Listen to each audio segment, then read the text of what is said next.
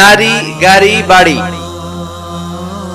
স্থাবর অস্থাবর সম্পত্তি, সন্তান সন্ততি, এগুলোর প্রাপ্তির আকাঙ্ক্ষা, এগুলোর প্রতি আকর্ষণ মানুষের জনমভর। আমরা সবাই এগুলো চাই, ঠিক কিনা?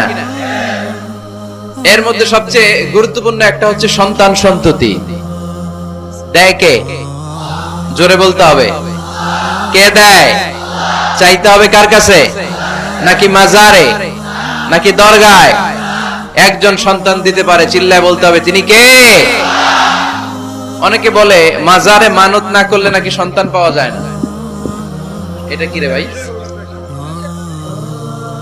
মাজারে যদি মানত করা না হয় তাহলে নাকি সন্তান পাওয়া যায় না। এগুলো এসে ডিস্টার্ব করে খুব। খুলে ফেলেন, খুলে নিচে রাখেন। তবে এদিকে রেখে এই পাশে থাক, যতটুকু এদিকে দিয়ে দেন। তো এটা একটা ভুয়া কথা, তাই না? মাজারে আরেকটু উপরে উঠাইতে হবে। মাজারে মানত না করলে সন্তান যদি না হইতো, বাচ্চা যদি না হয়, গরুর যে বাচ্চা হয়, গরু কোন মাজারে মানত করছে বলেন? মাজারের বিরুদ্ধে আমাদের অবস্থান নয়। মাজার হচ্ছে মাকানু জিয়ারা, যেখানে মানুষ জিয়ারত করে, ভিজিটিং প্লেস। আসলে শব্দটা হবে মাকবার, মানে কবর। কারো কবরে যাওয়া, জিয়ারত করা, এটা সুন্নাহ।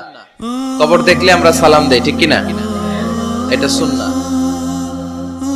তবে কবরে শুয়ে থাকা ব্যক্তির কাছে চাওয়া যায় না। চাওয়া যায়? ইদা সাআলতা ফাসআলিল্লাহ, যখন চাইবে কার কাছে চাইবে? ওয়া ইদা ইসতাআনতা ফাসতাইন বিল্লাহ, সাহায্যের হাত যদি পাতো কার কাছে পাতবো? ওনার ভান্ডারে কমতি আছে, ঘাটতি আছে?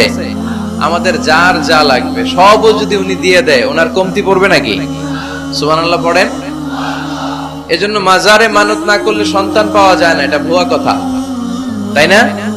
তাহলে ছাগলের বাচ্চা হয় কেমনে? গরুর বাচ্চা হয় কি করে? এরা তো কোথাও মানত করে না। তাহলে বুঝা গেল সন্তান দেয়ার মালিক কে? এটা অনেক বড় নেয়ামত। আমরা অনেক সময় বুঝি না, আমরা অনেক সময় খেয়াল করি না। এটা অনেক বড় নেয়ামত। যার সন্তান নাই সে জানে সন্তান না থাকার কি জ্বালা। এরকম নিঃসন্তান কিছু ভাইয়েরা আমাদের এলাকায় আছে না নাই? আছে। তারাই জানে কি জ্বালা। তো এই সন্তানকে কোরআন কোথাও বলেছে জিনা, সৌন্দর্য, কোথাও কি বলেছে?